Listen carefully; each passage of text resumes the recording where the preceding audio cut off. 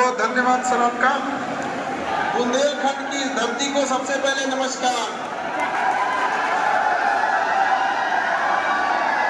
आज इस award ceremony में आए सभी गणमान्य लोगों को मेरा नमस्कार। सभी जनप्रतिनिधि इस व्यवस्था के सुचारू रूप से चल सके उसके लिए जो संगठन बना, जो समिति बनाई, सारे लोगों ने एक अच्छे से व्यवस्था को सुचारू रूप से चालू रखा, उन सभी को मेरा नमस्कार। इस अवार्ड सेरेमनी के मुख्य अतिथि पद्मश्री विजेता हमारे डॉक्टर BK संजय सर, विशिष्ट अतिथि मध्य प्रदेश से आई बहन मेधा परमार, आपने जो अपना प्रेरणादायक जो अपने अभिव्यक्ति यहाँ की वो बहुतों के लिए प्रेरणा का स्रोत बनेगी। हमको यहाँ इस समिति एक एक चीजों को विस्तार से बताने के लिए हमारे नरेंद्र सिंह तोमर जी को, नरेंद्र सिंह जी को बहुत बहुत नमस्कार। और इस समिति ढंग से चालू रखा और आप विद्यार्थी हो तो जितने अभिभावक हैं सभी लोगों को नमस्कार। देखिए, जन्म हम सब लोग लेते हैं पृथ्वी पर, कभी कभी किसी का अवतार होता है। तो आज हम जिस वरांगण में बैठे हैं, हमारे स्वामी जी का, हमें जहाँ तक लगता है उनका जन्म नहीं एक अवतार हुआ था। और इस बुंदेलखंड की धरती का सौभाग्य है जो आप जैसे लोग वो सौभाग्यशाली हैं जिनको ऐसे परमात्मा मिले यहाँ पर। जब हम यहाँ आए थे तो हमारे साथ में सारी जानकारियों को हमें नरेंद्र भाई बता रहे थे। तो इतने कम उम्र में उन्होंने एक सन्यासी जीवन को अपनाया, कैसे इस क्षेत्र के लिए लड़ाई लड़ी।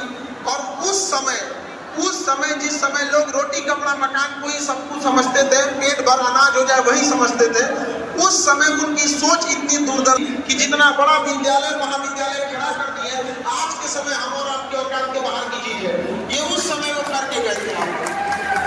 लेकिन अब हमें जरूरत है उनके किए गए कार्यों को आगे बढ़ाने के लिए। जितना वो कर चुके हैं ये था ताकि आने वाली पीढ़ियां इसे और आगे ले जा सके, क्योंकि बिना शिक्षा के आप कहीं आगे नहीं जा सकते। यही सबसे सस्ता और सुलभ हथियार है। और हर हथियार की अपनी मैगजीन क्षमता होती है कि उसमें कितने बारूद आ सकते हैं, कितनी गोलियां आ सकती हैं। लेकिन शिक्षा एक ऐसा हथियार है जिसका गोली कभी खत्म नहीं होता है। और आप आज के टाइम में मेटल डिटेक्टर में हथियार पकड़े जाते हैं, शिक्षा रूपी हथियार किसी मेटल डिटेक्टर में नहीं पकड़ा जाता है। और शिक्षा उस शेरनी का दूध है जिसने इसे पिया है वो दहाड़ा है। और आप सौभाग्यशाली हैं जो स्वामी जी ने इतना बड़ा आप लोगों को मैनेजमेंट हो गए, इसके जो भी कार्यकारी सदस्य हैं, जो यहाँ के लोग हैं, जो कुछ है, जो इस बुंदेलखंड की धरती को एक और नए मुकाम पे ले जा सकते हैं। अब उनका कर्तव्य बनता है, हम सब का कर्तव्य बनता है कि इसे और को देखें। तो हमें एक चीज का मतलब खुशी हुई कि स्वामी जी की दूरदर्शी सोच, लेकिन एक दुख हुआ कि इसे विश्वविद्यालय नहीं बनाया गया। अगर ये विश्वविद्यालय नहीं तो विश्वविद्यालय का, अगर ये विश्वविद्यालय नहीं है तो परिभाषा क्या होगी विश्वविद्यालय की? हमें लगता है कि अगर एक केंद्रीय विद्यालय नहीं बन सका, राज्य विद्यालय नहीं बन सका, की धरती में ऐसी क्या कमी है जो आप लोग मिलकर इसे प्राइवेट करूंगा क्यों नहीं बना सकते? क्यों नहीं बना सकते? जब स्वामी जी ने इतना काम किया, उस समय जब हमारे पास संसाधन नहीं हुआ करते थे, पैसे नहीं हुआ करते थे, परिवहन के स्रोत नहीं हुआ करते थे, लोगों की आय इतनी कम थी, तो आज के समय हम लोग क्यों नहीं इसे अपने दम में, अपने बलबूते पर एक विश्वविद्यालय का रूप दे सके, जिससे कि हजारों छात्र और छात्राएं पढ़ सके और इस क्षेत्र का नहीं बल्कि पूरे देश का नाम रोशन कर सके। ये बहुत सौभाग्य की बात है जो आप लोगों के पास इतना बड़ा प्रांगण है। जिस समय कृषि विश्वविद्यालय, हमारा देश कृषि प्रधान देश है, जब तक हम किसानों का भला न कर सकेंगे तब तक ये देश का भला नहीं हो सकेगा। हम देश ने दो लोगों से बहुत बड़ा गलती कर दिया। हमने किसानों की शक्ति को अंडर एस्टिमेट कर दिया और महिलाओं की शक्ति को पहचान न सके। यहाँ पर केवल 9 दिन तक नवरात्रि में महिलाओं की शक्ति पहचानते हम लोग। जिस दिन ये 365 दिन हम उन्हें सम्मान और शिक्षा देने लगे, याद रखिएगा वह दिन दूर नहीं जब भारत आगे बढ़ जाएगा। यहाँ पर जब से आजादी हुई तब से हम पुरुष समाज सोचते हैं कि देश को आगे ले जा सकते हैं, आजादी के इतने साल भी हम पुरुषों के बस के बाहर हो गया, देश विकसित नहीं हो पाया। जबकि हमसे हमारे ही साथ दो परमाणु हमला झेला जापान आज कहां पहुंच गया, जिसका सबसे बड़ा कारण है कि उसने विकास को, शिक्षा को, संस्कार को कभी भी महिला पुरुष में नहीं बांटा। उसने महिलाओं को भी बराबरी का अधिकार दिया। जिस दिन हम लोग की शिक्षा में ये अधिकार इसी देशों में गिना जाएगा। और महिलाओं से कहते हैं कि समाज आपका कितना सुनेगा, समाज में आपका कितना दबदबा रहेगा, समाज में आपका कितना पहचान रहेगा, ये उसी बात पे डिपेंड करता है कि विद्यालयों में आपका कितना दबदबा है। जिस दिन विद्यालयों में आपकी बराबरी पुरुषों के बराबर हो गई, उस दिन आपको पुरुषों के बराबरी खड़ा करने में कोई नहीं रोक सकता। ये क्रांति की शुरुआत विद्यालयों से होती है यहाँ पर, क्योंकि एक शिक्षित व्यक्ति जितना बेहतरीन ढंग से क्रांति ला सकता है, समाज में बदलाव ला सकता है, उतना एक अशिक्षित व्यक्ति से मुश्किल होता है। हालांकि मेरे इस बात को स्वामी ब्रह्मानंद जी ने काट दिया था। सोचिए वो कितने दूरदर्शी थे, लेकिन यह बात हम जन्म लेने वालों पे होती है, अवतार लेने वालों पे ये सब चीजें लागू नहीं होती है। वो सच में एक अवतार का रूप थे, जो खुद उतनी शिक्षा न मिल सकी, गरीबी, मजबूरी, उस समय की तत्कालीन कारणों के बावजूद, लेकिन सोचिए जो व्यक्ति कितना महान 100 साल आगे तक की सोच रखने वाला व्यक्ति क्या दे के चला गया आपके जगह को यहाँ पर। ये सौभाग्य है, अगर वो नहीं दिए रहते तो शायद इस देश इस जगह को नहीं मिल सकता था। जब हम आए तो हमें लगा कि होगा कोई विद्यालय, लेकिन जब हम यहाँ आने के बाद हम चौंक गए यहाँ पर। और हम आप सबसे वादा करते हैं, आप सब मिलकर इसे एक यूनिवर्सिटी का दर्जा दीजिए। जिस दिन यह यूनिवर्सिटी बनेगा, हम वादा करते हैं हम यहाँ के गेस्ट लेक्चर लेंगे यहाँ पर। हमारा बुंदेलखंड की धरती से, मगध की धरती से आए हैं, बुंदेलखंड की धरती से एक सौगात मांगने आए हैं कि आप सब लोग मिलकर इसे महाविद्यालय से विश्वविद्यालय की ओर ले जाइए। कोई जरूरी नहीं कि आपके साथ कोई खड़ा ही होगा, कोई जरूरी नहीं। स्वामी जी के साथ कितने लोग खड़े थे, लेकिन स्वामी जी की एक सबसे अच्छी चीज लगती है, उनका कहना था विचार विमर्श योजना बनती रहेगी, तुम शुरुआत तो करो, कारवा तुम्हारे साथ चलेगा। एक छोटी सी दुनिया से एक पतला दुबला शरीर वाला व्यक्ति छोटी सी कुटिया से कहां लेके चला गया समाज। क्या हम लोग उन्हीं के दिखाए हुए नक्शे पे चल रहे हैं? अगर चल रहे होंगे तो इस क्षेत्र का बदलाव होना पड़ा। एक समय था जब यहाँ कृषि विद्यालय रखे गए थे, तो लोग महाराष्ट्र, गुजरात, बंगाल, बिहार से यहाँ कृषि विद्यालयों में पढ़ने आया करते थे। लेकिन क्या हम लोग ने उनके दिए गए कर्म हम लोग के चले हैं, उनके अधूरे सपने को पूरा किए? एक बार हमें अपने आप से सोचने की जरूरत है। शिक्षा बहुत जरूरी चीज है, बिना शिक्षा के आप कुछ नहीं कर सकते। आप गौर करेंगे कि एक मजदूर जो होता है, जिसके पास शिक्षा नहीं होती है, अगर वो मजदूरी कर रहा है तो वही ईंटा, गिट्टी, बालू, सीमेंट, वो 10 साल वही मजदूरी करता है, फिर मिस्त्री से पूछता है कई का मसाला बनेगा।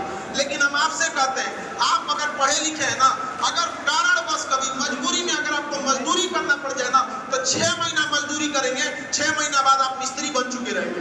उसके 2 साल बाद आप छोटे मोटे ठेकेदार बन चुके रहेंगे, पढ़ लिख कर एक बड़े बिल्डर बन चुके रहेंगे, जिस चीज को दिखाना। तो शिक्षा एक ऐसी चीज है जो अनंत का रास्ता रोकता है। अशिक्षित व्यक्ति में हिम्मत का अभाव हो जाता है, उसे लगता है कि हमारा साथ कोई देने वाला नहीं है। और शिक्षित व्यक्ति को लगता है, उसे एक पूर्ण विश्वास होता है कि दुनिया का कोई भी व्यक्ति जब संघर्ष कर रहे थे तो अकेले थे। अरे वनवास में जब राम जी अकेले युद्ध लड़े तो हम इंसानों की औकात क्या होती है? बढ़ना पड़ेगा, सारी चीजों को छोड़कर यहाँ पे सबके साथ। आज के युवाओं के पास संसाधन है। जब हम लोग का समय था पढ़ने के लिए तो केवल गुरु होते थे, किताबें होती थी। आज के टाइम आपके पास गूगल है, इंटरनेट। दिल से पूछेगा, उनको लगता है कि इसका जल्दी से बेटी का ब्याह करके भेज दे, दहेज वहेज दे के चल जाता है। पापा से कहिएगा दहेज नहीं, शिक्षा दीजिए, हम दहेज रोकवा देंगे। आज पुलिस प्रशासन से यहाँ इतनी लड़कियां भी आई हैं। अभी हमने देखा 2 सब इंस्पेक्टर हैं यहाँ पे लेडीज में, किसी की औकात है जो दहेज मांग के दे दे, मार देना लोग 2 तमाचा सही है। हमें बहुत खुशी होगी जब हम अखबार के पहले पन्ना पे पढ़ेंगे कि लड़की से दहेज मांगने पे लड़की ने मारा तमाचा। दुनिया में हक कभी मांगने से नहीं मिला, उसे छीनना पड़ता है, चाहे झांसी की रानी हो या आज की आप लोगों, आपको समाज से लड़ना पड़ेगा। और यह विद्यालय है जो आपको उस लड़ाई का साहस देगा। यहाँ पर पढ़ लिख के इतनी काबिल बनिए कि घर जब आपको कोई ले जाए तो सौभाग्यशाली समझे और आपके घर से यह कहे कि हमारे यहाँ इसका रिश्ता कीजिए, भले हमरे से दहेज ले लीजिए। ये मैं बताना चाहिए यहाँ पर। और आप लोगों के लिए भी इससे शिक्षा जरूरी है। ये नहीं कि एक ब्यूटिशियन का कोर्स कर लिए हाथ तो कौन चीज जानते हैं यहीं पे उसमें आपको बदलाव दिखना चाहिए समाज में। आप समझ रहा है कि नहीं आ रहा है? जिस दिन ऐसा होगा जब एक शिक्षित महिला जाएगी अपने घर में और घर को सजा के रखेगी, आने वाले 10-20 सालों में ये मैसेज जाएगा कि हमने दहेज नहीं लिया था, दहेज के बदले शिक्षित महिला लाए थे, मेरा घर आज भी ज्वाइंट फैमिली है, तुमने दहेज लिया था, 1 साल में तुम्हारा परिवार बिखर गया। जिस दिन 10 साल तक ये मैसेज जाने लगेगा ना, थरथरा जाएंगे पुरुष लोग कि भैया घर अगर सुरक्षित रखना है। माँ बाप को भी लगेगा कि बुढ़ऊ माँ बाप ना बुढ़ापा में रोते हैं कि पतो हमारे साथ ऐसा किए, अरे ये वही माँ बाप है जो चढ़ के दहेज लिए थे। कहा भैया ससुराल को तो हॉस्टल बना दिया आपने, एक के बार दहेज के रूप में फीस दे के चल रही, अब क्या खोज रहे हैं यहाँ पर? तो ये समाज को भी ये सोचना पड़ेगा, आप लोग को भी दिखाना पड़ेगा। लड़की लोग समझिएगा इस चीज को, समाज पुरुष प्रधान नहीं है। अगर समाज पुरुष प्रधान होता तो रिक्शा चलाने वाले पुरुष का भी उतना ही अहमियत होता जितना एक बड़े जमींदार और बड़े लोगों का होता है, उसका भी अहमियत नहीं है।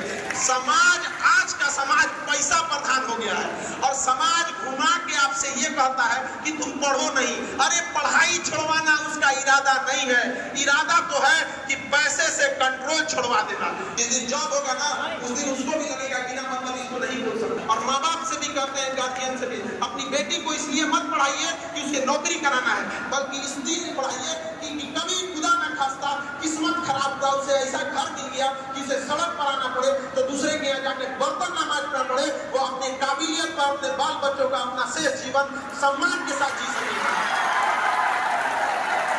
और उन पुरुषों को जब उनको, जिन्होंने महिलाओं की शिक्षा का विरोध किया है, सोचिए महिला लोग, जरा सोचिए, जो पुरुष महिलाओं की शिक्षा का विरोध करता है,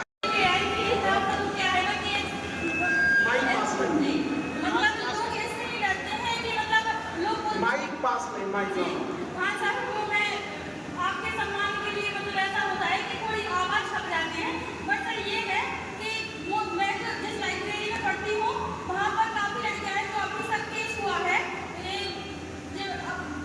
मतलब ये भी लड़की का केस हुआ था, तो उसमें उसकी वजह से सर काफी लड़कियाँ ऐसी जो पढ़ती थी लाइब्रेरी में, तो उनके माँ बाप हैं जो, तो उन्होंने ये बोला था कि अब हमें नहीं भेजना है अपनी लड़कियों को पढ़ने के लिए।